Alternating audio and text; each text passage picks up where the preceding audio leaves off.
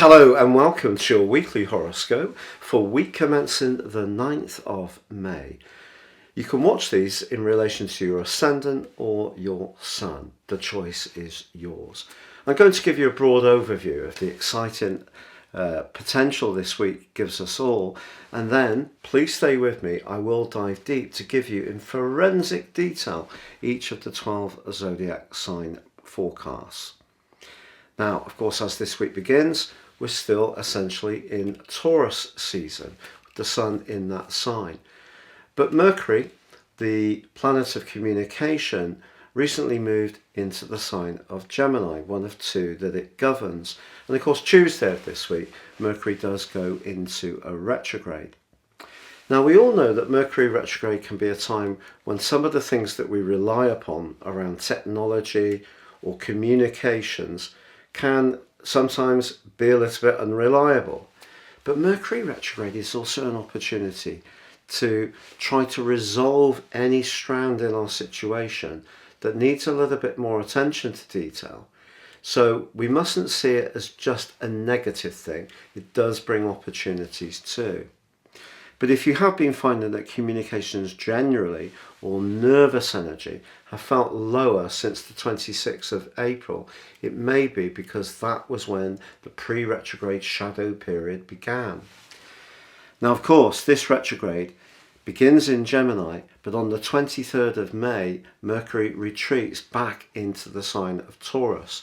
So I think we're all thinking a lot at the moment about costs, and particularly the solar eclipse, which occurred on the 30th of April for most major centres of the world, did combine very closely with Uranus, and of course was linking in a positive way with Mars. But we're in a period where it seems a big reset is coming, and I think we're going to see even more signs of that on the 16th of this month, when we have the total lunar eclipse in Scorpio.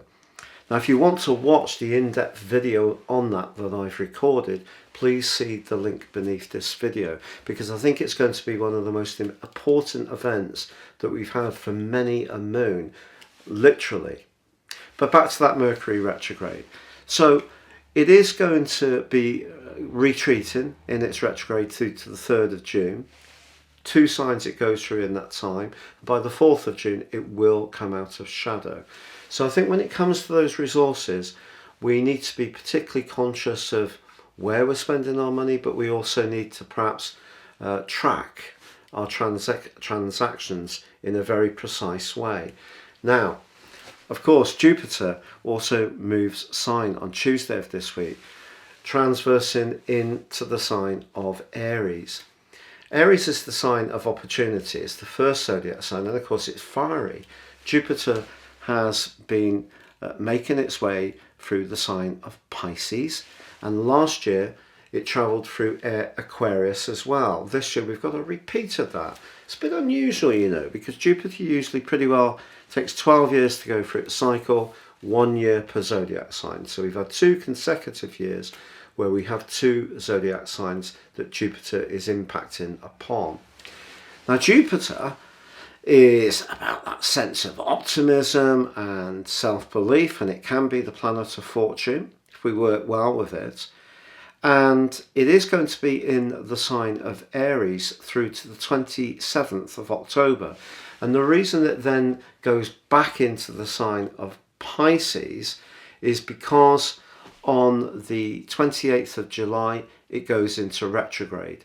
Now that's going to end on the 23rd of November, and then on the 21st of December, Jupiter will come back into Aries.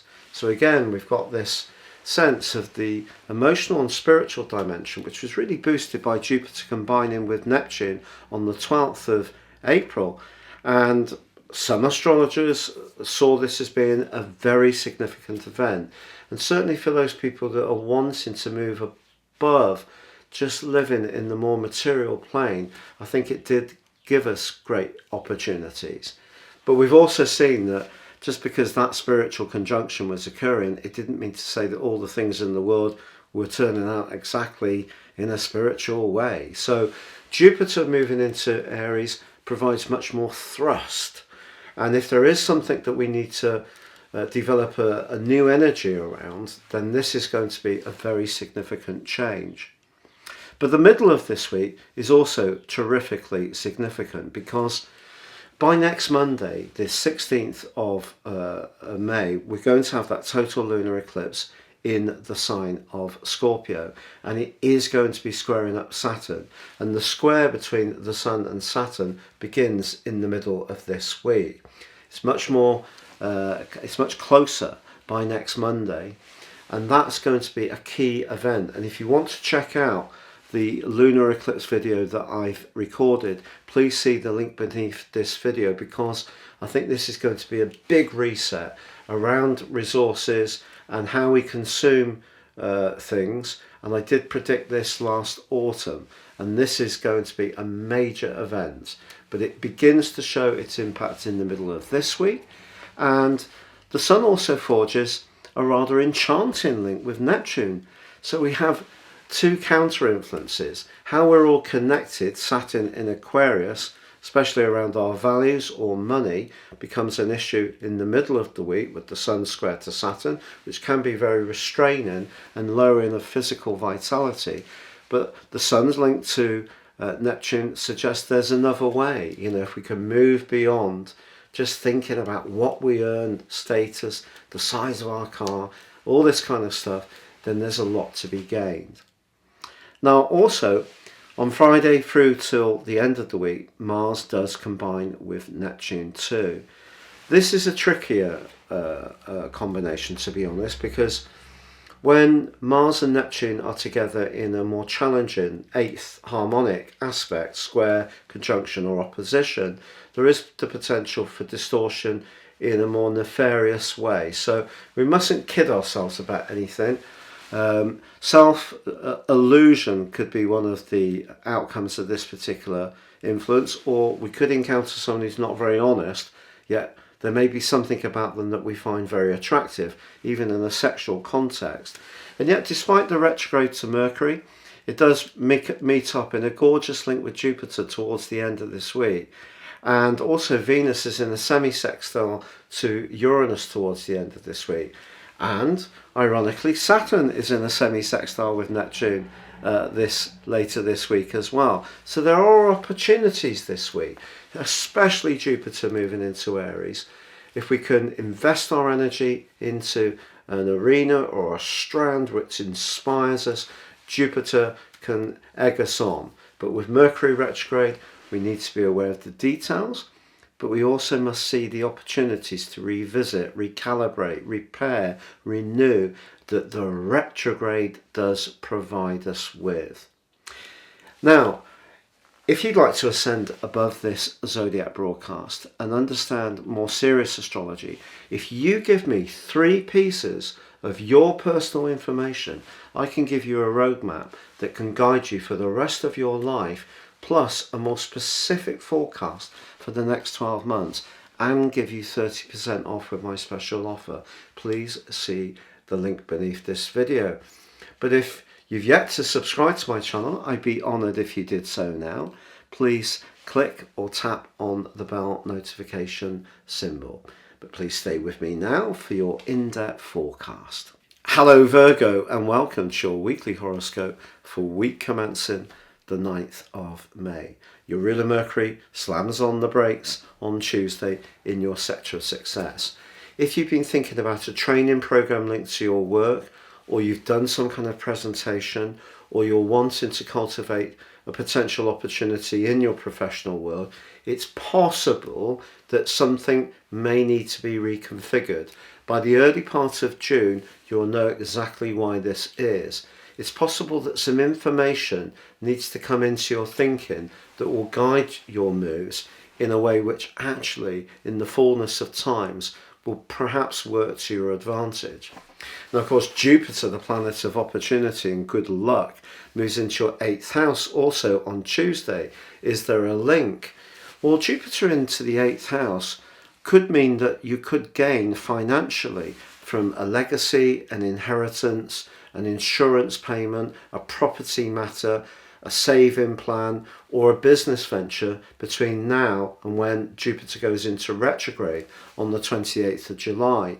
It doesn't mean to say that you can't still gain benefits through to the 27th of October when it reverses into the sign of Pisces, but sometimes Jupiter retrograde can be very, very powerful. So I think initially there could be some good news coming to you. For example, perhaps you've got some investments, even some cryptocurrencies that are actually doing better than you may have thought, and Jupiter's transition into this area can demonstrate that. But Jupiter isn't just about the physical domain. It's the ruler of Pisces, where it's more spiritual rather than its more enterprising energy of its rulership of Sagittarius. So for me, moving into the 8th house could see you expanding your awareness about connections and where you're most invested to others. But of course, the Sun continues in your sister Earth sign of Taurus, and that's all about expansion at the moment. But that's really challenged by Saturn later this week. We've only got 24 hours in each day, and if you're spreading yourself a little bit thin, you may have to decide where perhaps you're curtailing your own freedom by being perhaps a little bit too responsible for other people's needs, or perhaps you're getting caught up in too much of a people pleaser. That kind of energy is something you may need to think about towards the end of this week. But with Mars and Neptune combining in your 7th house and linking with the Sun later in this week, is there a mysterious admirer that's set to enter your orbit? If you're single, and with Jupiter moving into this highly charged 8th house, which can be about intimacy, there could be a really big attraction about to develop for you.